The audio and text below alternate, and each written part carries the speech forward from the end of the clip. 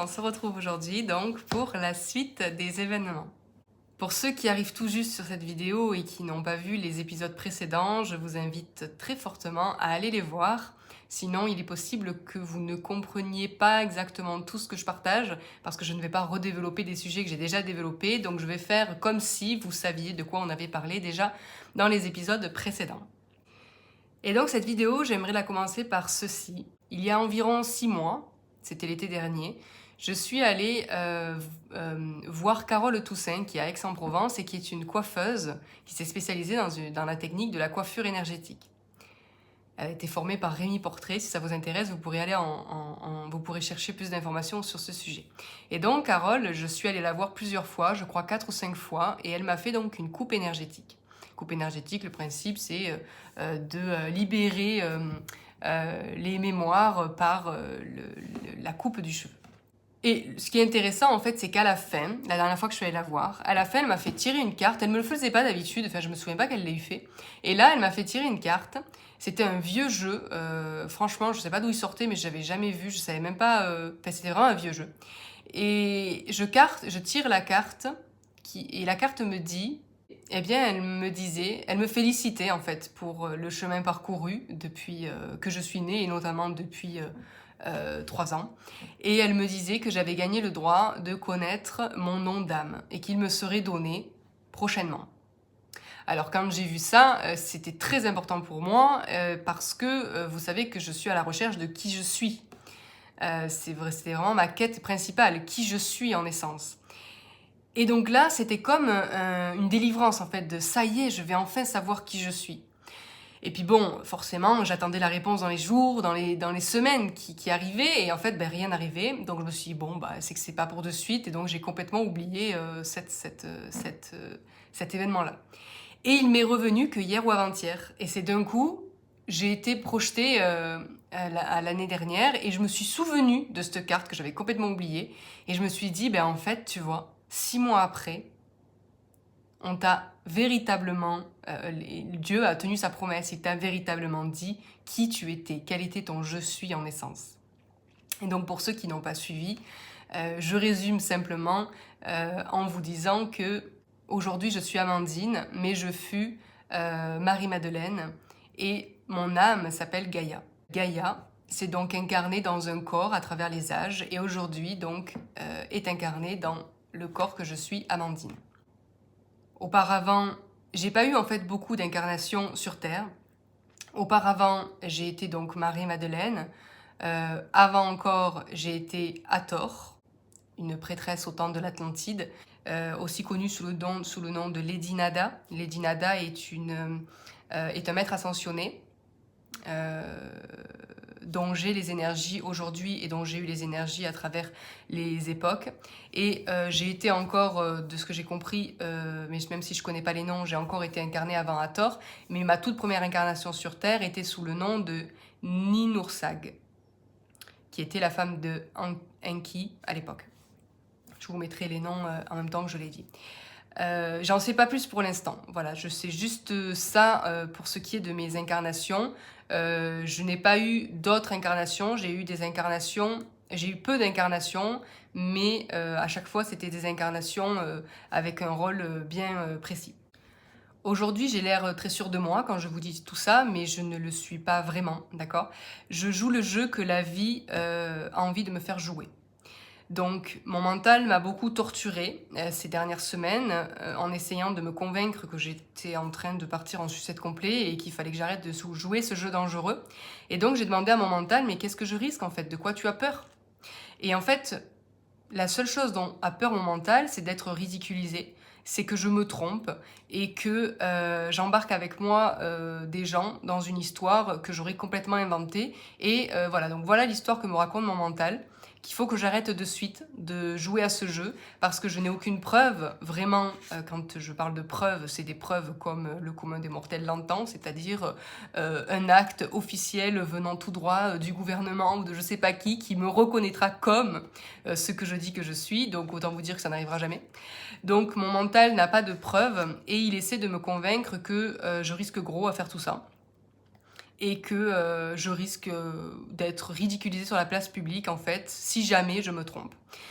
Et donc j'ai dit à mon mental que si c'était ça qui craignait, eh bien que c'était uniquement sa crainte à lui, parce que moi, en fait, de mon point de vue, donc du coup d'un point de vue supérieur, ou on va dire plus large, je n'ai pas peur de tout ça, parce que disons que YouTube a été très formateur depuis 3 ans. Donc c'est-à-dire qu'aujourd'hui j'en viens à un point où je m'en fous un peu de ce que pensent les gens de moi.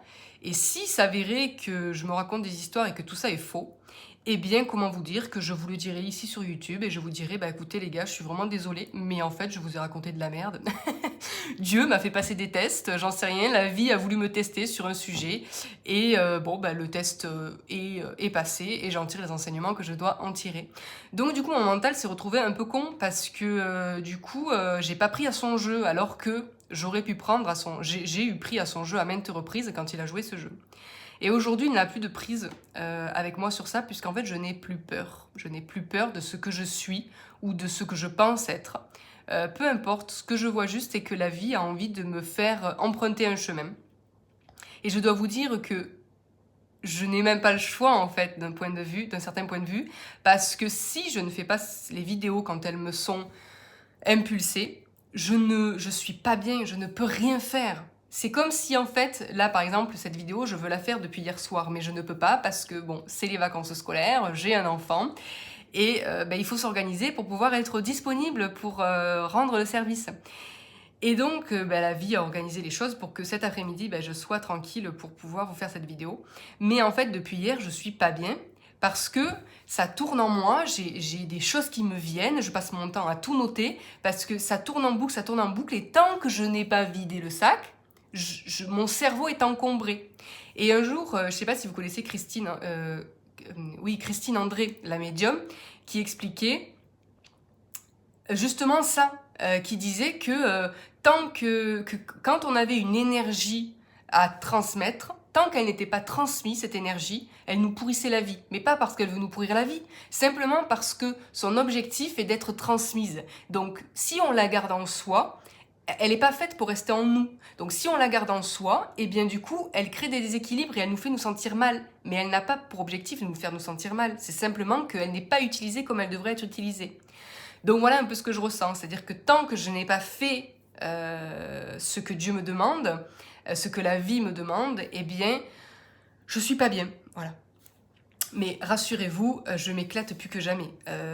Ma vie est tout simplement un conte de fées depuis que j'ai osé faire le grand saut et que je suis là avec vous à faire digression sur digression pour pas parler du sujet principal. Bref, vous l'aurez compris. Donc voilà, petite introduction, grosse introduction pour vous partager en fait cette histoire que Dieu allait me donner mon nom d'âme. Donc mon nom d'âme est Gaïa. En tout cas, je vais jouer ce jeu le temps qu'il faudra. Voilà.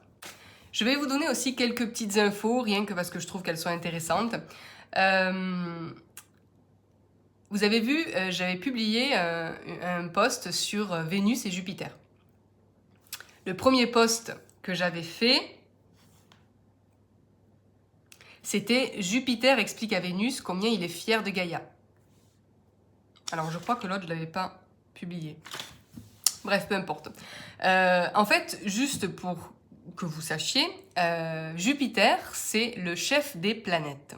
Donc, puisque visiblement sur Gaïa, sur la Terre, Gaïa est incarnée dans un corps, j'ai envie de supposer que sur Jupiter, l'âme de Jupiter est aussi incarnée dans un corps, ou en tout cas ce qui pourrait ressembler à un corps, parce que je ne sais pas si sur Jupiter il y a des incarnations, quoique possiblement dans d'autres dimensions, mais je ne sais pas trop comment ça se passe. Mais comprenez que dans le système solaire, il y a des planètes, et que chaque planète en fait est une âme, porte l'âme en fait de la planète, et que sur chaque planète, en principe, du coup, il devrait y avoir un être incarné avec l'âme de la planète. Vénus, quant à elle, eh bien, c'est la jumelle de la Terre, de Gaïa. Jésus vient de Vénus. Je ne sais pas d'où vient Marie-Madeleine, mais j'ai envie de dire possiblement de Vénus aussi, mais j'en suis pas sûre, d'accord? Je ne sais pas, j'ai pas cette info encore. Et Vénus actuellement est aussi en train d'ascensionner, tout comme la Terre. J'en sais pas plus sur le sujet, je voulais juste vous donner ces infos pour que vous compreniez mieux pourquoi des fois je parle de Jupiter, qui est le chef des planètes, tout ça.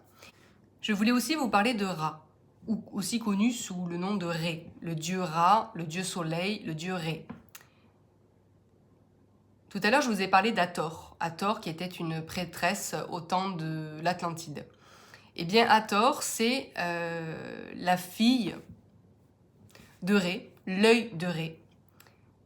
Et je me sentais ces derniers temps proche du soleil. D'ailleurs, j'ai fait une vidéo où je dis que je communique avec Solaris, donc en fait, Ré, le soleil, Ra, le soleil. Et souvenez-vous, il y a quelque temps de ça, j'avais fait une vidéo, une méditation où je canalisais Ra.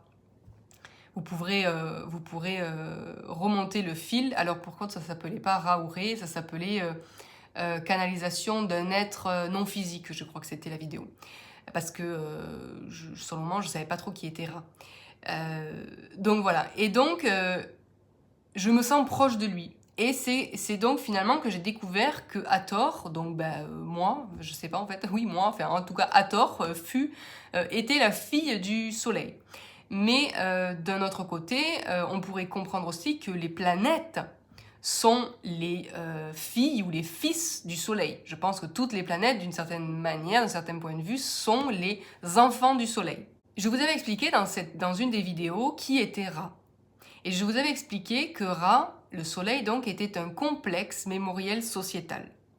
Et je trouve que ça, c'est super intéressant parce que ça explique, ça témoigne d'une possibilité d'évolution. Et ce que j'ai compris en échangeant avec Ra, c'est qu'il y a deux grandes manières d'évoluer. En tout cas, c'est ces deux manières qu'il m'a partagées. Il y a deux grandes manières d'évoluer. Soit tu évolues en développant tes outils à l'extérieur, donc une technologie particulière, soit tu évolues en développant tes outils à l'intérieur. C'est-à-dire que soit tu développes, ça va forcément en collaboration, en correspondance avec un développement intérieur aussi, de toute manière. Mais soit tu deviens une civilisation qui est de plus en plus technologique et qui crée des vaisseaux et qui étudie la science et qui crée des machines en fait pour pouvoir faire des choses futuristes ou des choses de l'ordre des galactiques, voilà. Des vaisseaux, des machines qui guérissent, des trucs, des machines qui nettoient, enfin des machines qui manipulent la matière ou tout ça. Ou soit tu peux développer ces outils qui sont à l'intérieur de toi. Et donc Ra, il est ce qu'on appelle un complexe mémoriel sociétal, c'est-à-dire qu'il ne s'est pas tourné, il n'a pas choisi le chemin du développement de la technologie extérieure, mais le chemin du développement de la technologie intérieure. Et quel est ce chemin ? Eh bien, c'est exactement ce que je me suis rendu compte que je faisais, et donc je me dis, tel père, telle fille, quoi. C'est que moi, ce qui m'intéresse, c'est de comprendre les systèmes mentaux, la structure psychique, comprendre comment elle fonctionne pour arriver à en faire un partenaire, pour ne plus être la marionnette de toutes nos structures psychiques, mais d'en être pleinement maître pour pouvoir accéder à des niveaux d'évolution supérieurs. Et en fait, ce que m'expliquera, c'est que pour devenir un complexe mémoriel sociétal, il faut s'efforcer de comprendre, d'apprendre les disciplines du mental, du corps et de l'esprit pour voir comment elles évoluent. Et donc, comment est-ce qu'on arrive à ça ? On arrive à ça par l'acceptation de soi, par le pardon au soi, par la direction de la volonté qui nous amène vers une discipline de la personnalité. Bon, ce sont des termes assez compliqués, dit comme ça, mais en fait c'est très simple. Le cœur de l'évolution de l'esprit, c'est l'unité, l'amour, la lumière, la joie, la méditation et le service. Je reviendrai à ça juste après. Donc en fait, le chemin d'évolution du soleil, de Ra, ça a été de choisir de développer tous ces systèmes intérieurs pour pouvoir être ses propres outils. Et donc, un complexe mémoriel sociétal, comment est-ce qu'on en arrive à être un complexe mémoriel sociétal, concrètement? On y arrive comme ça. Premièrement, en acceptant pleinement qui on est, ce qu'on est, nos parts d'ombre, nos parts de lumière, en comprenant que la dualité qui existe doit exister pour que l'évolution puisse se faire. On doit tester les deux côtés de la pièce, les deux faces de la pièce pour faire un choix d'évolution, ou pour comprendre l'un et l'autre. Donc ça, c'est s'accepter comme on est. Et étudier nos pensées, étudier nos croyances, chercher à comprendre comment on est créateur par la pensée et par les croyances. Donc c'est ce que je fais déjà depuis un certain temps et c'est très bénéfique puisque je me connais bien mieux que ce que je me connaissais avant. Et le fait que je me connaisse aussi bien aujourd'hui, eh bien du coup j'en arrive à comprendre les autres comme jamais. Puisque me comprenant, je comprends tous mes miroirs, je les comprends les gens, je sais ce qu'ils vivent puisque je vis la même chose à un certain point de vue. Et donc concrètement, un complexe mémoriel sociétal, imaginez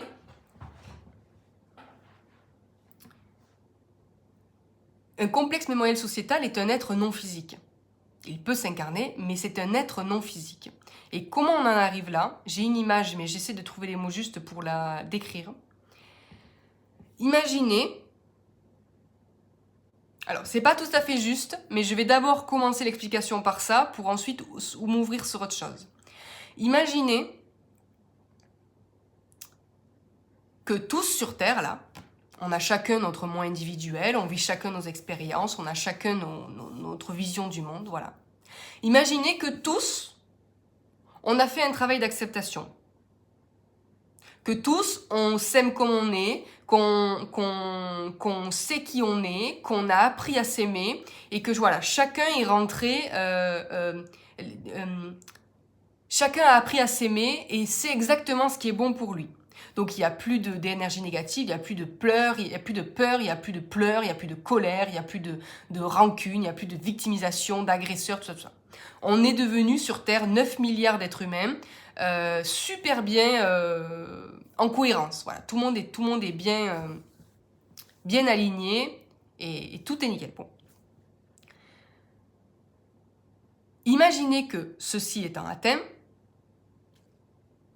ça élève considérablement le niveau de conscience collectif. Et on s'aime tous, d'accord? Puisqu'on s'accepte tous tel qu'on est, et donc on s'aime tous, et il y a de l'amour entre nous, entre ces 9 milliards de personnes. Il n'y a plus de jugement, on n'est que dans l'amour. Et qu'est-ce que permet l'amour? L'amour permet la connexion psychique, permet la télépathie. C'est-à-dire qu'il ne peut pas y avoir télépathie entre deux personnes s'il n'y a pas d'amour. Vous avez par exemple remarqué que avec votre chéri, si vous êtes très proche, vous pouvez penser à la même chose en même temps. Ou vous pouvez savoir ce que l'autre va dire avant même qu'il le dise. Vous pouvez avoir les mêmes réactions en même temps. Vous pouvez savoir qu'il va vous appeler une seconde avant qu'il vous appelle. Voilà. Mais ça, c'est les prémices de la télépathie. Et pourquoi c'est possible? Parce qu'il y a amour. Sinon, ce n'est pas possible. Donc imaginez que ces 9 milliards d'êtres humains s'aiment eux-mêmes et aiment les autres. Donc la télépathie est possible entre eux. Donc il y a une dimension de communication qui est possible désormais, qui n'était pas avant. Et donc il va y avoir des échanges d'informations possibles entre tous ces êtres. Imaginez que Ra, ce complexe mémoriel sociétal, c'est le rassemblement de tous ces moi individuels. Imaginez que Ra, imaginez que votre âme, elle a envoyé des énergies d'incarnation, des sous-consciences dans plein de mondes, et c'est là où maintenant je fais un parallèle, c'est-à-dire que, imaginez, parce que nous sur Terre, nous n'avons pas tous la même âme, d'accord? Donc ce que j'ai dit était partiellement faux. Imaginez maintenant que vous avez votre âme, et que votre âme a envoyé une sous-conscience sur Terre ici, et qu'elle a envoyé d'autres sous-consciences dans d'autres mondes parallèles. Donc, il y a plusieurs vous dans une immensité de mondes parallèles. Tous et vous ont une expérience parallèle, des enseignements parallèles, tout ça, et ils ont des passions parallèles, qui ne sont peut-être pas les vôtres. Cette âme s'est incarnée dans différentes dimensions pour faire l'expérience d'elle-même. Imaginez que toutes ces sous-consciences parallèles, tous ces moi parallèles se reconnectent entre eux, se souviennent de qui ils sont tous, et arrivent à communiquer entre eux, et donc à échanger leurs expériences. Et imaginez que tout ça remonte à l'âme, et que l'âme, elle sait que toutes ces sous-consciences existent. Mais maintenant, les moi parallèles, donc toutes les Amandines parallèles, sont conscientes de toutes les Amandines parallèles. Et donc nous nous sommes assez développés, ce qui n'est pas vrai aujourd'hui, mais nous nous sommes assez développés pour pouvoir communiquer entre nous par télépathie, même si on ne se voit pas, mais on arrive à communiquer malgré tout en interdimensionnel. Et il vient un jour où on n'a plus besoin de s'incarner dans la matière, puisqu'on a suffisamment individuellement évolué, et donc on retourne à notre âme source, et donc on devient un complexe mémoriel sociétal, où l'âme, en fait, elle a réussi à créer, l'âme a eu assez d'expérience dans la matière, puisque l'âme c'est tout, mais l'âme n'a pas d'expérience, elle est obligée d'envoyer des sous-consciences pour s'incarner, pour acquérir de l'expérience. Eh bien, imaginez que toutes ces sous-consciences envoyées dans différentes incarnations ont suffisamment évolué pour ne plus avoir besoin de s'incarner, et que tous ces moi individuels, toutes ces sous-consciences retournent à l'âme, et tout ce panel d'expériences des sous-consciences ne fait plus qu'un, et toutes les sous-consciences sont connectées entre elles. Donc ce qui fait que moi, par exemple, je suis forte à parler, eh bien, il y a un autre moi parallèle qui va être fort au piano, un autre qui va être très fort dans l'architecture, un autre qui va être spécialisé en sciences, un autre tout ça. Et tous ces moi parallèles qui ne sont en fait qu'un, qui sont l'âme, eh bien, vont être connectés entre eux, ce qui fait que l'âme, l'âme, elle, en elle-même, n'a pas expérimenté ce que ses sous-consciences ont expérimenté. Elle a besoin des sous-consciences pour connaître les leçons des expériences qui ont été faites par les moi individuels. Donc, imaginez que tout cela, tous ces moi individuels qui ont suffisamment d'expérience et qui ont atteint un niveau d'évolution suffisamment élevé, vont retourner à l'âme et créer tout entre elles, toutes ces sous-consciences, un complexe mémoriel sociétal, c'est-à-dire un complexe psychique qui crée une société. Et donc, ce complexe a une évolution tellement grande qu'il peut tout faire grâce à son expérience intérieure. Et donc ce complexe, par exemple, c'est Ra, qui a donc construit les pyramides. Mais Ra n'a pas construit les pyramides avec ses petits muscles, il a construit les pyramides à l'aide du son. Ra, donc le soleil, a une capacité, une puissance psychique telle, puisque son évolution a été axée sur le développement du psychisme, de sa force psychique, de sa personnalité intérieure, ce qui lui donne la possibilité, en fait, de tout faire par lui-même, en utilisant l'énergie. Et donc le soleil a construit les pyramides à l'aide du son. Les blocs ont été déplacés par la pensée, si vous voulez. Voilà. C'est le mental, la pensée de tout ce complexe sociétal qui a fait se déplacer les blocs pour qu'ils soient construits. Mais tout ça, ça demande une discipline psychique, une discipline mentale, une discipline de focalisation extrêmement forte. Il faut avoir une discipline psychique très très grande et une très grande évolution pour arriver à ça. Mais tout ça pour vous dire que c'est le chemin que j'ai envie d'emprunter. C'est vers ça que je me dirige. Moi, ce qui m'intéresse, c'est vraiment de comprendre comment mon psychisme fonctionne pour savoir comment je peux le mettre à mon service. Et donc, j'ai trouvé ça intéressant que Ra me parle de tout ça parce que, je m'y suis beaucoup retrouvée. Ra m'a aussi parlé de quelque chose de très, très, très significatif pour moi. Je ne sais pas si vous connaissez le livre Le Contact Ra. Donc c'est un livre qui est très épais. Et en fait, c'est dans les années 70, je crois, je ne sais plus exactement. Et Ra, en fait, passait à travers une femme qui se mettait en transe. Et il travaillait avec deux hommes, un ou deux hommes, je crois, qui en fait parlaient avec Ra à travers la femme. Et donc ces hommes posaient beaucoup de questions à Ra pour comprendre plein de choses, notamment au niveau de la médecine. Et donc j'ai ce livre-là que j'avais commencé à lire à l'époque, il y a un an presque, ouais, une petite année, et j'avais fini par laisser tomber parce que c'est très très très très costaud à lire, tu vois. Et je me suis dit, tiens, Ra, ce qu'on va faire, c'est que tu vas me donner un chiffre. Et en fait, c'est organisé par séance. Séance 1, 2, 3, 4, 5, 150, 170, bon bref, je sais plus combien il y en a. Et j'ai dit, Ra, de quoi veux-tu me parler? Quel est ton conseil du jour? Et donne-moi un numéro de séance. Et il m'a donné le numéro de séance 52. Et donc c'est là où il m'a expliqué tout ce que je viens de vous expliquer, entre autres. Et il a dit une phrase qui pour moi est vraiment... J'ai compris pourquoi il m'avait envoyé à cette séance-là. Puisqu'il a dit ceci.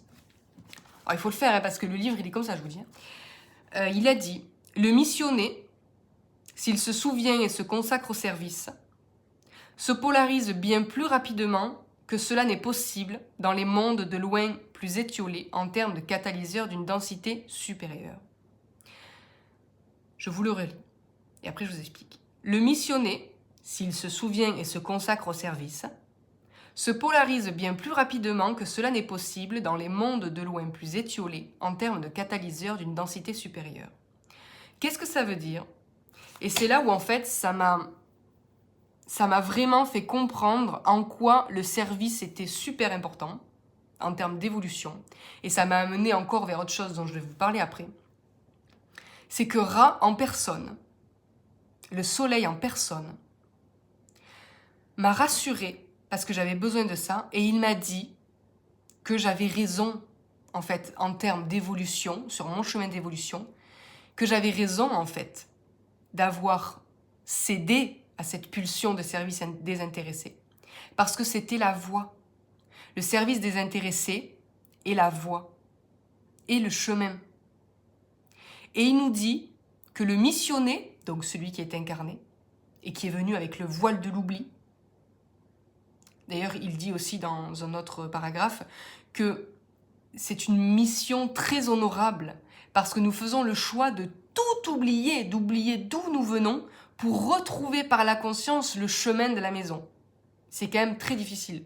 Et il nous dit, si le missionné arrive à se souvenir qu'il a oublié, donc vous voyez la contradiction, l'oxymore là, si le missionné arrive à se souvenir qu'il a oublié, et qu'il arrive à se souvenir que le service est la voie, alors il se polarise bien plus rapidement.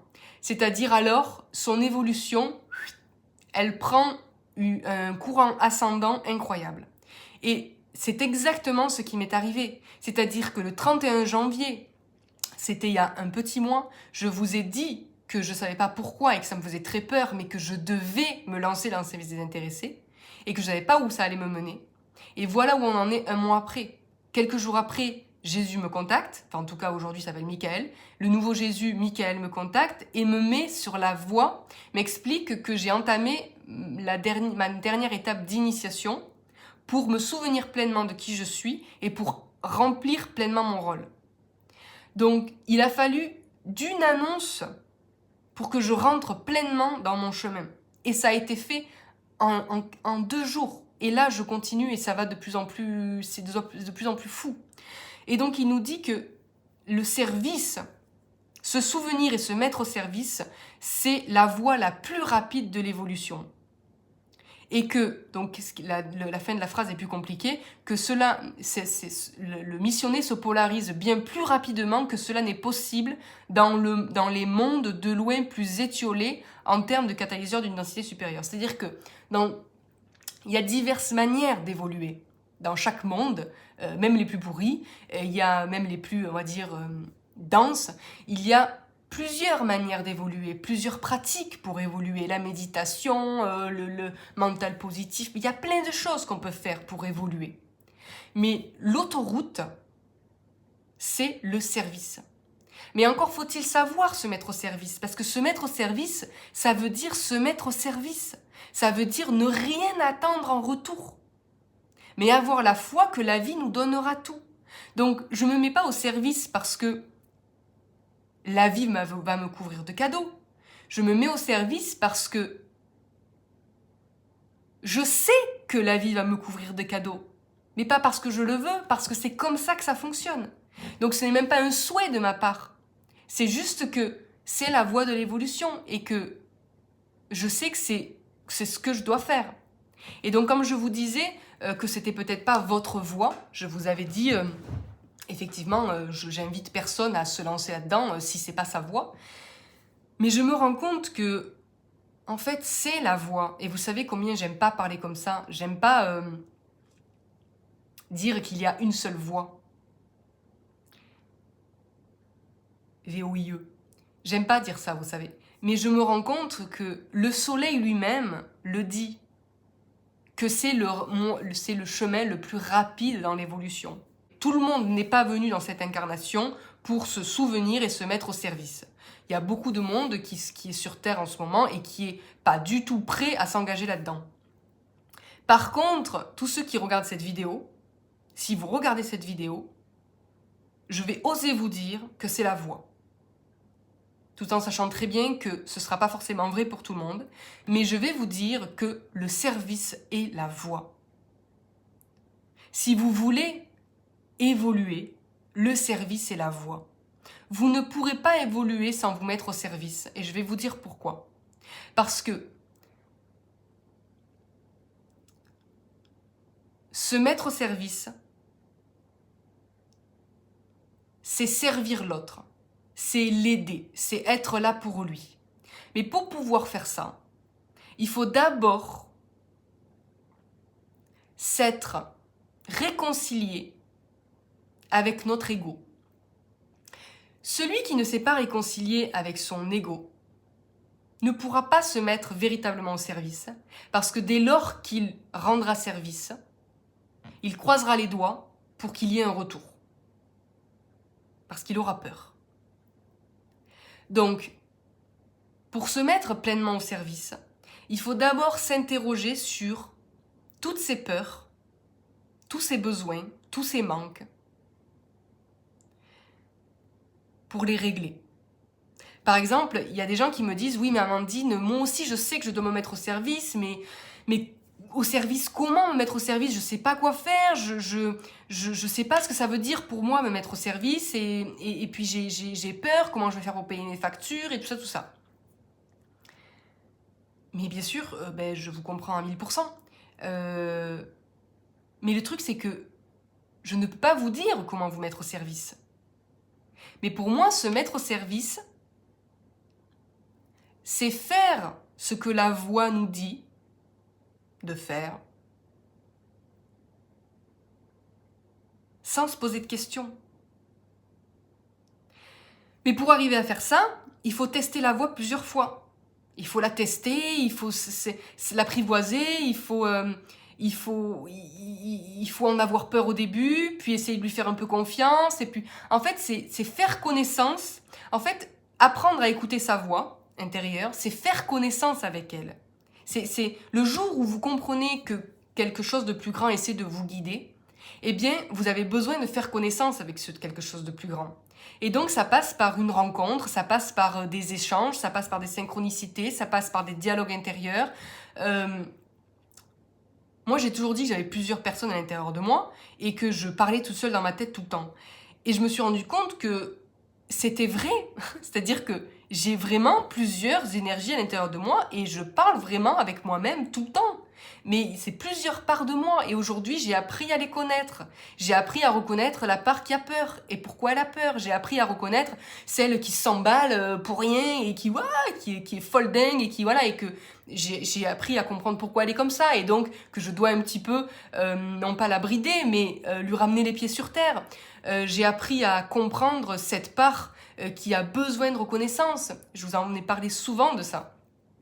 Et encore la dernière fois, et je vous ai dit que j'avais récemment compris que sans ce besoin de reconnaissance, j'en serais pas là où j'en suis aujourd'hui.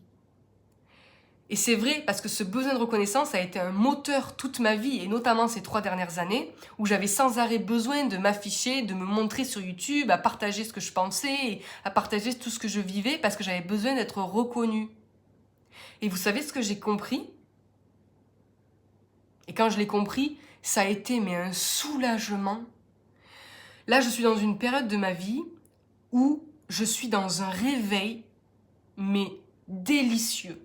C'est-à-dire que enfin je sais qui je suis, enfin je sais d'où je viens, enfin je sais pourquoi je suis là. Et si vous saviez comme tous les jours je prie pour que vous puissiez vivre ça, et c'est vers ce qu'on va, et c'est pour ça que je suis là. C'est pour ça que je suis là. Et donc, en repensant à ce besoin de reconnaissance, d'ailleurs je crois que c'était hier, en regardant Vénus et Jupiter, d'un coup j'ai compris. Et c'est le mot Marie-Madeleine qui m'est venu à l'esprit. Et donc là, je vais en venir à ce pourquoi je fais cette vidéo. Marie-Madeleine, il y a environ 2000 ans, s'est incarnée sur Terre, a rencontré celui qui s'appelait Jésus. Et contrairement à ce que vous pouvez lire dans la Bible ou ailleurs, Marie-Madeleine et Jésus étaient en couple. Ils n'étaient pas mariés, ils étaient en couple. À l'époque, c'est Marie-Madeleine qui a éveillé Jésus à ce qu'il était. Elle se souvenait beaucoup mieux de qui elle était, d'où elle venait. Et Jésus, lui, a eu besoin d'être réveillé. Aujourd'hui, c'est l'inverse qui se produit, puisque c'est Michael qui me réveille. Donc le nouveau Jésus qui me réveille et qui me guide en fait dans cette initiation finale pour que je me souvienne pleinement de qui je suis et pourquoi je suis là. Donc à l'époque, c'est Marie-Madeleine qui a éveillé Jésus à ce qu'il était, à ce qu'ils étaient tous les deux, et de pourquoi ils étaient sur Terre. Marie-Madeleine était quelqu'un de très intelligent, beaucoup trop à l'époque, pour pouvoir évoluer, en tout cas en toute sérénité, au milieu de cette société d'hommes. Et donc, Marie-Madeleine était en retrait. Et c'était Jésus qui était sur le devant de la scène, on peut dire, et qui était guidé par Marie-Madeleine, qui avait la parole, disons, puisque à l'époque, les femmes ne pouvaient pas s'exprimer librement. Les femmes ne pouvaient pas être des esprits libres, ce n'était pas possible. D'ailleurs, personne ne pouvait être un esprit libre, même pas les hommes, mais les femmes, disons, n'avaient pas vraiment le droit de parole et surtout n'avaient pas le droit d'être intelligentes. Et donc, c'est Marie-Madeleine qui a éveillé Jésus à ce qu'ils étaient et qui l'a donc guidé sur sa route pour faire ce qu'il avait à faire. Ce que je dois vous dire aussi, c'est que la Bible telle qu'on la connaît ne raconte pas du tout la vie de Jésus et Marie-Madeleine. La Bible est codée de différentes manières et c'est à ça que je suis initiée désormais pour percer le code. Enfin, le code a déjà été percé à jour par différentes personnes. D'ailleurs, des livres ont été écrits à ce sujet et ils n'ont pas eu le succès qu'ils auraient dû avoir, mais aujourd'hui je comprends pourquoi, je vous expliquerai après. Et donc, la Bible en fait est un code qui a pour but d'être compris en fait par ceux qui ont des oreilles pour entendre et qui est en fait une prophétie de ce qui est en train de se dérouler aujourd'hui. Donc Marie-Madeleine et Jésus n'ont pas du tout eu la vie qui est décrite dans la Bible. Jésus n'a pas été crucifié, n'a pas fait de miracle. Tout ça était des codes. Par exemple, quand Jésus redonne la vue à un aveugle, Jésus en fait ne redonne pas la vue à un aveugle. Jésus éveille, guide les gens pour qu'ils voient. Quand Jésus guérit une jambe ou quoi que ce soit, en fait, il aide la personne à solidifier ses fondations. Vous voyez, tout ça, en fait, tout ce que vous voyez dans la Bible et tous les miracles que Jésus a fait, ce ne sont pas des vrais miracles. Tout ça est encore symbolique. Et c'est un message codé, en fait. Bon, il y a plein d'autres messages codés. J'y viendrai après. Et donc, Marie-Madeleine n'a jamais été mise en avant. Et donc, ce que Marie-Madeleine a expliqué à Jésus, et ce dont Jésus s'est souvenu, c'est qu'ils étaient là. Ils étaient venus sur Terre, il y a donc 2000 ans, pour poser les germes d'une nouvelle croyance. Et cette nouvelle croyance, eh bien, c'est la vérité.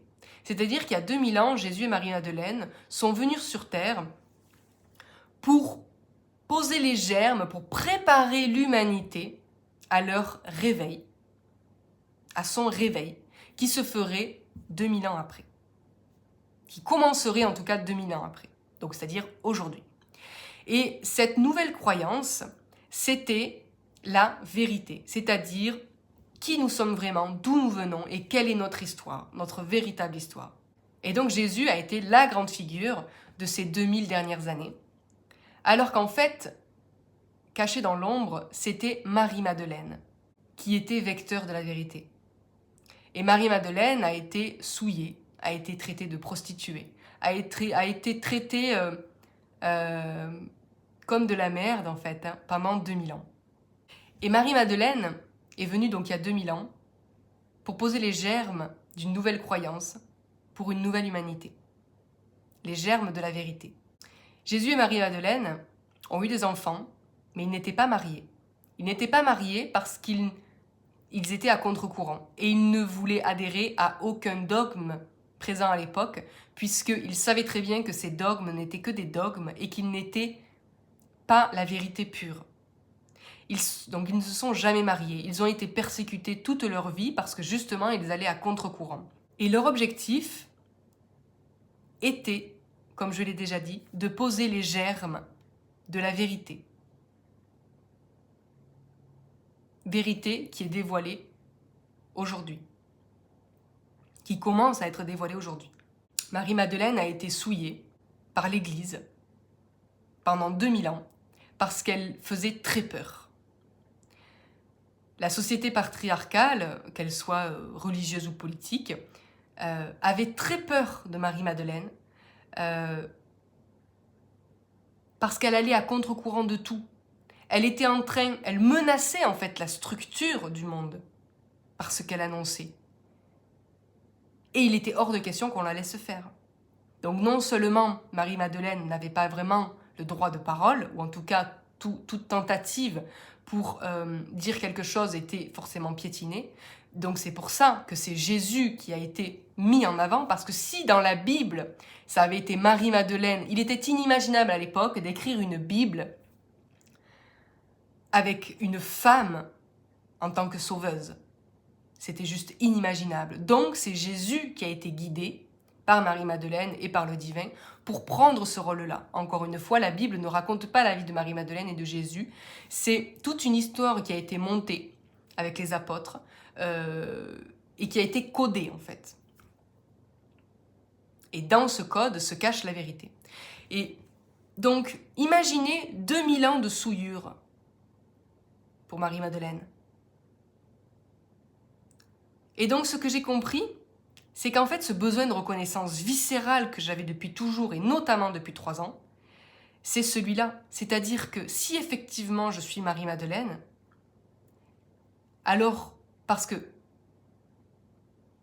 fait, il y a 2 choses qui me confortent dans le fait que je suis effectivement Marie-Madeleine. La première, c'est que j'ai un besoin de reconnaissance monumental. J'ai besoin qu'on me reconnaisse. Dans le sens, j'ai besoin qu'on me voie tel que je suis. Et je suis complètement accro à la vérité, avec un grand V.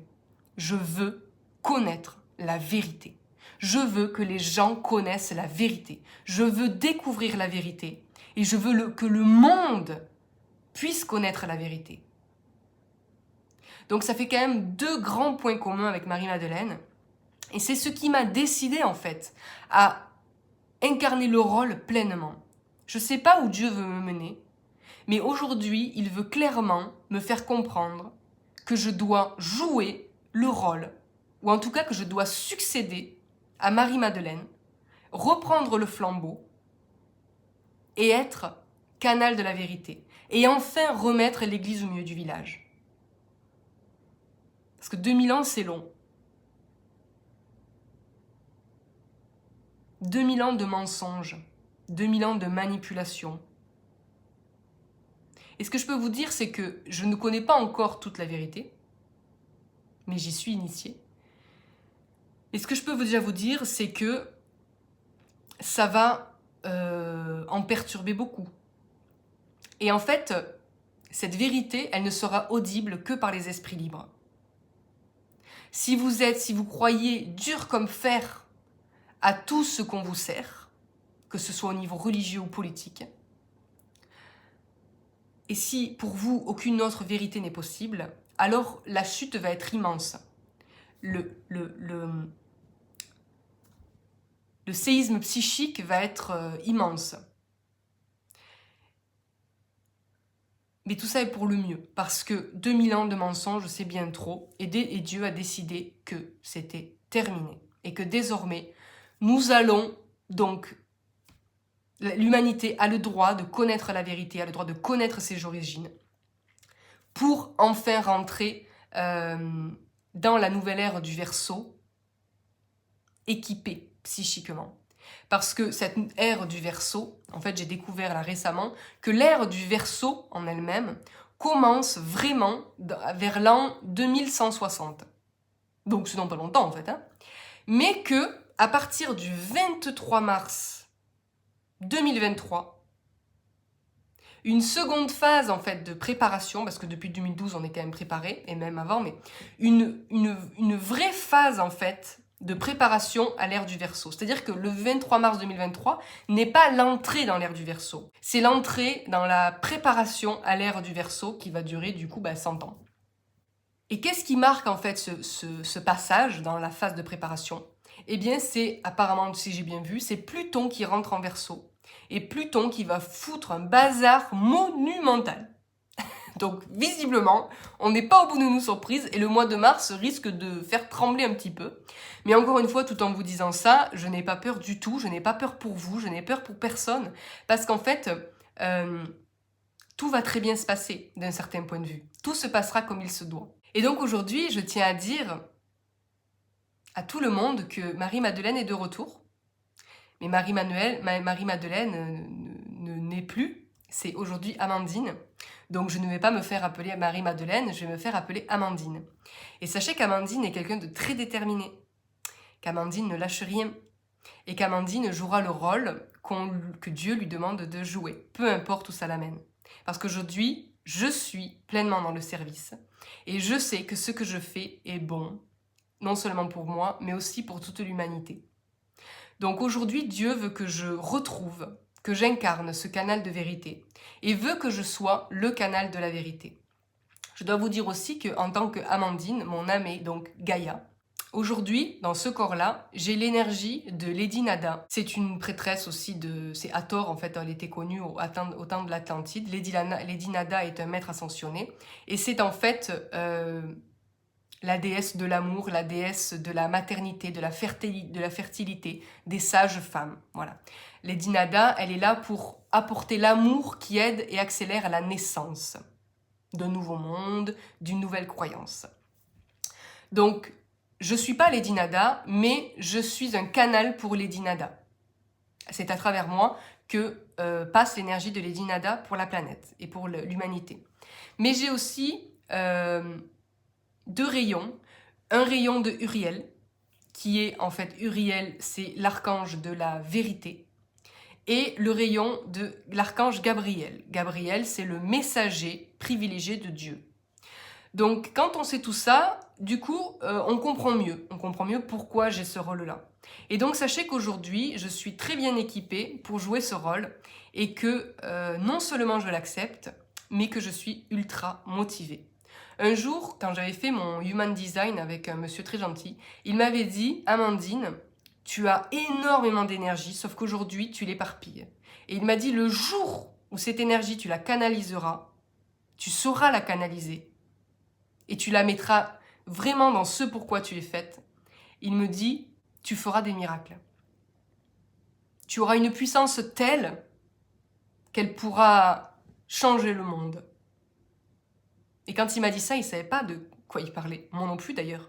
Et donc aujourd'hui, quand je comprends tout ce que je viens de comprendre, effectivement, je ferai toujours tout dans l'amour, dans la lumière, dans la bienveillance, mais sachez que rien ne pourra m'arrêter. Rien ne pourra m'arrêter. Et la vérité, vous l'aurez. La vérité, je l'aurai. Et vous pouvez compter sur moi. Je vous la transmettrai au fur et à mesure qu'elle me sera transmise. Et donc, je vais finir par ça, qui va introduire la suite, parce que je suis certaine que ce sera la suite de la prochaine vidéo, même si aujourd'hui je n'ai pas encore les infos. Je vais finir en vous disant que Marie-Madeleine et Jésus ont eu des enfants. Qui ont eu des enfants, qui ont eu des enfants, qui ont eu des enfants, qui ont eu des enfants. Jusqu'à aujourd'hui. Et aujourd'hui, il existe toujours des descendants, des enfants de Jésus et Marie-Madeleine.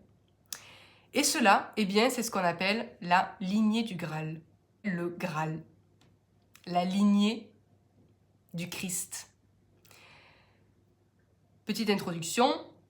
Quand on dit le Saint Graal, en fait, ça vient de Sangréal, qui veut dire sang royal. En fait, la quête du Saint Graal, c'est la quête du sang royal. La quête du Saint Graal, c'est comprendre qu'il existe une lignée du Christ, de Jésus et de Marie-Madeleine, et que des descendants se sont succédés à travers les siècles jusqu'à aujourd'hui.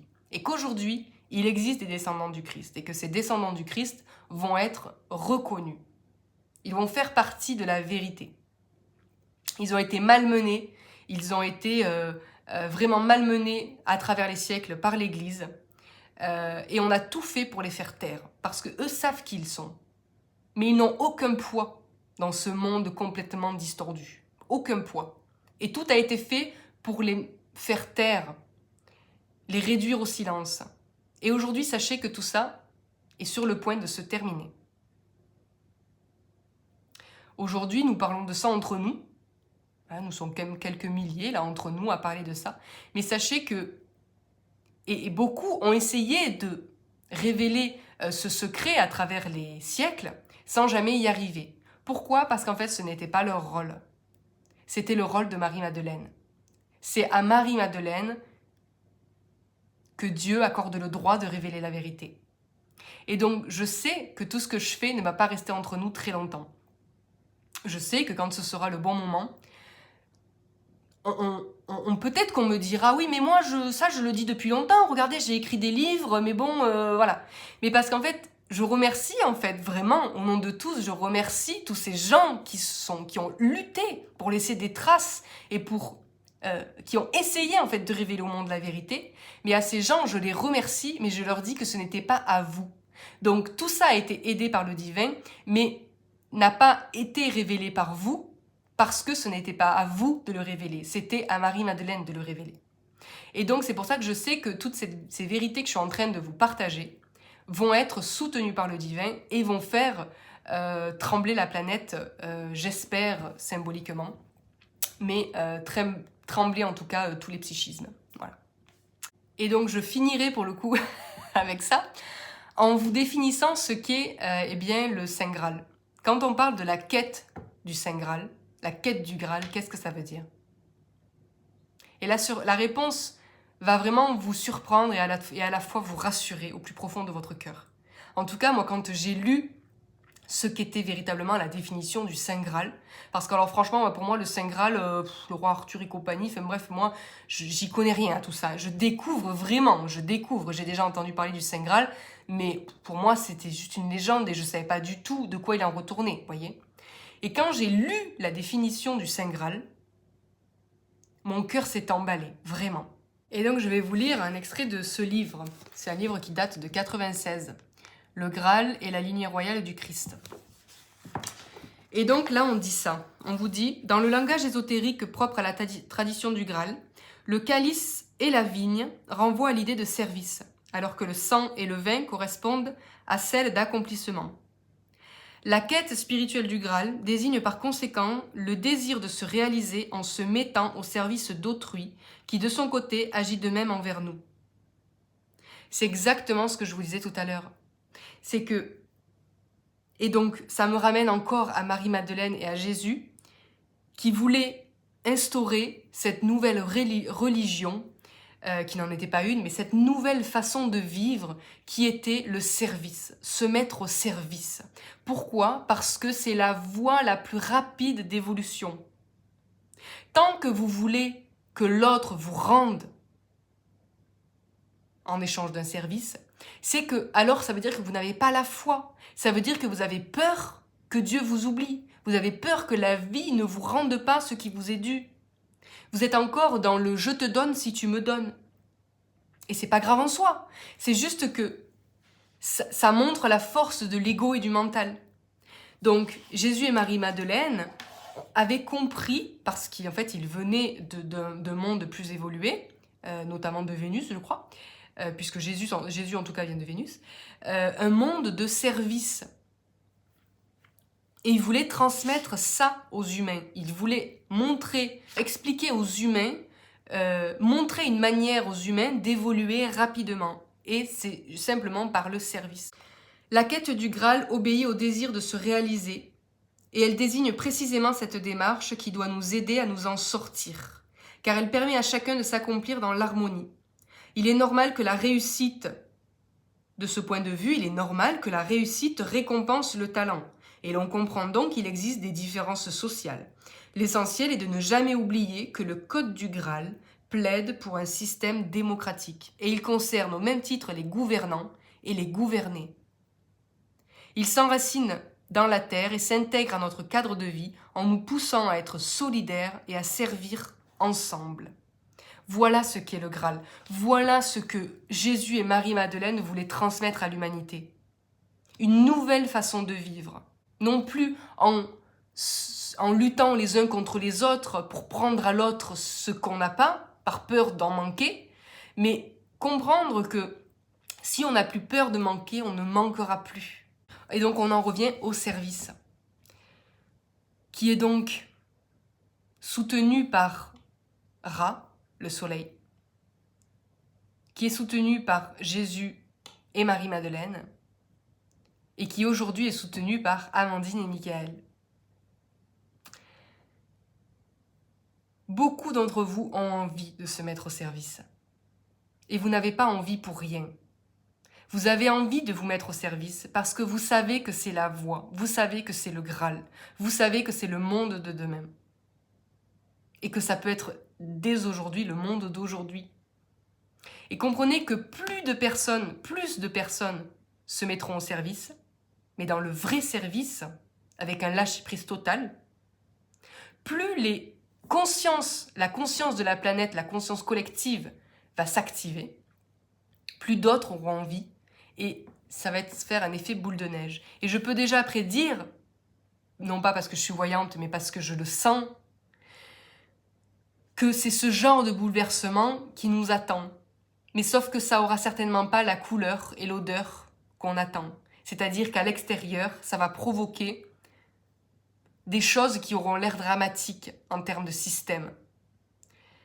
Mais qui en fait seront simplement le début du nouveau monde, la fin de l'ancien et le début du nouveau.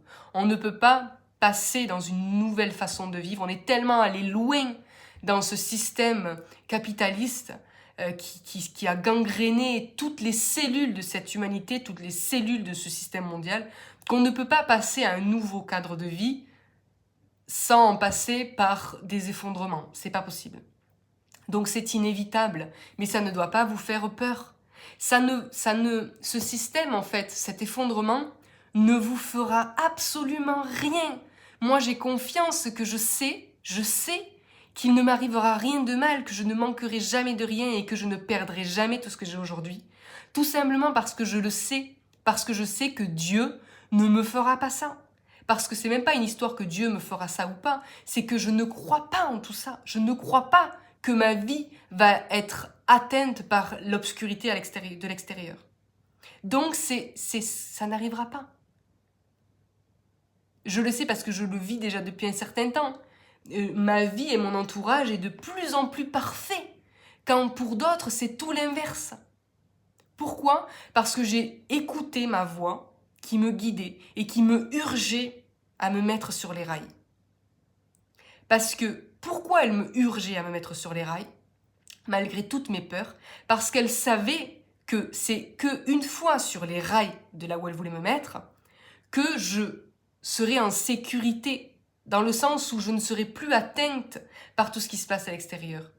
Donc cette voix qui vous pousse à faire différemment et qui vous pousse dans vos peurs et qui vous pousse à les affronter et à vous jeter dans le vide, c'est pour une raison. Et en fait, je suis le témoin de ça. C'est pour ça que je témoigne de tout ça. C'est pour vous dire que vous ne risquez rien. Si vous avez l'élan de faire ça et si vous savez que vous devez aller vers ça, allez-y. Allez-y. C'est la voie la plus rapide pour votre évolution. Encore une fois, je ne pousse personne à faire quoi que ce soit. Je vous donne une direction qui me semble la plus légitime, la plus logique, la plus divine. Mais vous faites comme vous avez envie. Je ne connais pas votre cas, je ne sais pas ce que vous vivez, comment vous le vivez, donc faites au mieux. Mais retenez toujours, que vous êtes la priorité et que vous vous devez de vous aimer. Vous vous devez de faire les bons choix pour vous. C'est la seule chose que je vous demande. De prendre soin de vous et d'arrêter de vous soucier de ce qu'on peut penser de vous. D'arrêter de vous soucier de ceux qui ne se soucient pas de vous. Ça, c'est terminé, les gars. On arrête avec ça. D'accord ? On coupe les ponts avec ceux qui nous font chier. On ose, d'accord ? On ose faire les bons choix pour nous et faire ce qui est bon pour nous. Peu importe ce que les autres en pensent. S'il vous plaît. D'accord ? S'il vous plaît. Au moins ça. Faites au moins ça pour vous. Bref, vous l'aurez compris les amis, c'est le début de quelque chose de relativement excitant. Vous l'aurez compris, moi je joue le jeu à fond, peu importe où ça me mène. Et je vais arrêter là pour aujourd'hui parce que j'ai l'impression que ça fait un sacré bail que je parle et la vidéo va finir par faire 3 heures. Donc j'ai fait le tour pour aujourd'hui. Je reviens vers vous sous une semaine je pense, quand j'en saurai un peu plus. Mais plus que jamais, c'est le début des révélations. Et donc attendez-vous à être bousculé dans vos croyances. Attendez-vous à ce que le monde change. Ça risque d'être encore subtil pendant un certain temps. Mais ayez des yeux pour voir. Et quand je dis ça, ça veut dire voyez au-delà de ce qu'on vous propose. Et surtout, rappelez-vous que nous sommes manipulés par la peur. Plus on essaiera de vous faire peur, et plus ça veut dire que c'est bon pour nous. Plus ça veut dire que les choses avancent. Donc si ils nous sortent encore une catastrophe ou je sais pas trop quoi, des interdictions, je sais pas trop quoi, dites-vous, ayez des yeux pour voir. Et voyez ce qui doit être vu, c'est-à-dire voyez à quel point ils paniquent. Plus ils essaieront de nous faire peur, plus ça veut dire qu'ils trembleront. Et ils se débattront comme des lions pour essayer de sauver leur dignité, de sauver leur pouvoir, de sauver leur place. Mais comprenez que tout ça est terminé, ou est sur le point de se terminer. Et si, dernière chose que je voulais vous dire, jusqu'à présent, et j'ai joué moi aussi ce jeu-là, toutes les personnes qui sont dans la spiritualité, pas toutes, mais une bonne partie qui sont dans la spiritualité, essaient de faire un business de cette spiritualité. Et c'est tout à fait normal, puisque on croit qu'on doit travailler pour vivre. On croit qu'on a besoin d'argent pour vivre. Et quand je dis on croit, certains vont me dire « Mais c'est pas on croit, c'est la vérité, comment je fais pour manger si j'ai pas d'argent ?» Attention, j'ai pas dit que nous n'avons pas besoin d'argent pour manger. J'ai dit que beaucoup croient qu'on a besoin de travailler, de faire de l'argent, de vendre quelque chose pour pouvoir survivre. Nuance. Comprenez que tous ceux... Pourquoi, à votre avis, pourtant ça a l'air d'être un business juteux, pourquoi, à votre avis, 99% des thérapeutes énergétiques, holistiques, n'arrivent pas à faire de business avec ça? Pourquoi, à votre avis? Pourquoi tout le monde, la plupart, se tapent la tête contre le mur depuis X années et qu'ils n'arrivent pas à faire un péco? Pourquoi? Pourtant, il y a de quoi faire, hein, parce qu'il y en a des gens qui sont pas bien sur Terre, hein, il y en a des gens à aider, à sauver. Hein. Ce qui se développe le mieux aujourd'hui, c'est pas le métier de thérapeute, c'est ceux qui vous font croire qu'il existe une formation pour être un thérapeute à succès. Un thérapeute qui réussit. Est-ce que vous avez remarqué, et c'est ça qui a commencé à mettre la puce à l'oreille, je me suis dit, mais Amandine, c'est chelou quand même. Tous ces trucs qui pullulent sur Internet, je suis jamais tombée dans le piège, mais j'ai failli à plusieurs reprises. Et à chaque fois, quelque chose m'en a empêché. Tous ces gens qui en plus sont je crois vraiment en leurs compétences. En plus, ces gens qui viennent du monde du commerce et du monde du business et qui viennent, mais qui créent un business sur le business et qui viennent t'expliquer, et ça fonctionne, parce que pour certains ça fonctionne véritablement, je crois vraiment en leurs compétences, mais ils créent un business pour t'aider à créer ton business. Ils viennent pour t'aider à arriver à faire de l'argent de ta spiritualité. Et donc ça marche pour certains, mais pas pour tous. Et je me suis dit, mais pourquoi les thérapeutes n'arrivent pas à s'en sortir? Parce qu'il y en a des gens à aider. Et après, j'ai rapporté ça avec moi aussi. Parce que du coup, moi, je savais ce que je valais quand même. Je savais que ce que je donnais, c'était bien. Et que ça aidait beaucoup parce que je le voyais autour de moi. Mais je me disais, mais pourquoi j'arrive pas à percer? Pourquoi? Pourquoi pas moi? Mais j'ai fini par comprendre que ce n'était pas la voie, en fait. Et tout ça pour vous dire quoi? Tout ça pour vous dire que le monde de demain, qui commence aujourd'hui, c'est un monde de service. C'est un monde, c'est le monde du Graal. Le monde du service et de la solidarité. Donc, ce n'est pas un monde d'argent. Et aujourd'hui, tous ceux qui ont percé dans la spiritualité, tous ceux qui ont écrit beaucoup de livres, qui canalisent, qui font de l'argent sur tout ça, c'est très bien, ça a été autorisé par le divin un certain temps, mais ça fonctionnera de moins en moins, jusqu'à ne plus fonctionner du tout. Parce que du coup, j'ai demandé à Michael, à Jésus, j'y ai dit, mais pourquoi, par exemple, ceux qui canalisent Crayon, ceux qui canalisent Seth, ceux qui canalisent tout ça, pourquoi eux, ils sont blindés? Pourquoi ils se font un max de fric à un moment donné? Pourquoi eux, ils auraient droit et pourquoi pas les autres? Parce que pour le coup, ils se font un max de fric, c'est pas un petit peu, c'est vraiment... Et en fait, il m'a expliqué rapidement que c'était la voie à un moment donné, parce que c'était pas encore le temps des révélations, et qu'effectivement, pour le service rendu, le divin a autorisé... ce gain en argent qui, bon, en soi, il n'est pas un problème. Mais le problème, c'était pourquoi les autres, aujourd'hui, n'y ont pas droit. Et il m'a dit, parce qu'en fait, ce n'est pas la voie, ça va se terminer, ce n'est pas le monde que nous voulons. Et donc, quand j'ai compris ce qu'était le Graal, j'ai compris, en fait, ce qu'il m'expliquait. Donc, tout ça pour vous dire quoi? Eh bien, en fait, si aujourd'hui, votre business spirituel ne marche pas, il ne marchera pas mieux de même. Et ça va être de pire en pire et ça ne marchera jamais. Si votre business spirituel marche aujourd'hui, il est fort probable que ça marche de moins en moins. Et ça ne doit pas vous faire peur.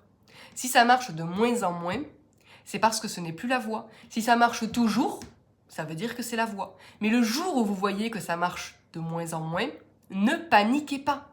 La vie, c'est simplement de vous expliquer que ce chemin se termine et qu'il va y en avoir un autre pour vous.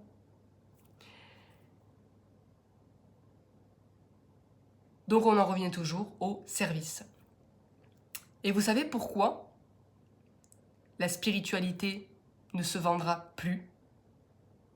Parce que si la spiritualité continue de se vendre, ça veut dire que seuls ceux qui ont de l'argent pourront ascensionner. Donc ça voudrait dire que l'ascension a un prix. Parce que si tout ce que je vous dis là, je le faisais sous forme de formation ou de groupe privé, si on considère que je suis le canal de la vérité, le messager direct de Dieu, et que donc je suis Marie-Madeleine et que je suis de retour pour vous donner la vérité sur votre véritable nature et votre véritable histoire, et que je faisais ça sous forme de groupe privé, et que je faisais payer pour vous donner accès à la vérité, ça voudrait donc dire que pour avoir accès à la vérité, il faut avoir de l'argent. Donc ça voudrait dire que ceux qui n'ont pas d'argent n'auront pas droit d'accès à la vérité.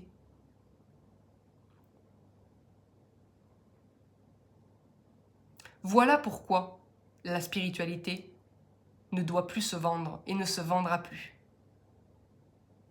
Parce que nous entrons dans une nouvelle ère, nous nous préparons à une nouvelle ère, et cette nouvelle ère, c'est l'ère du Graal, l'ère du service et de la solidarité.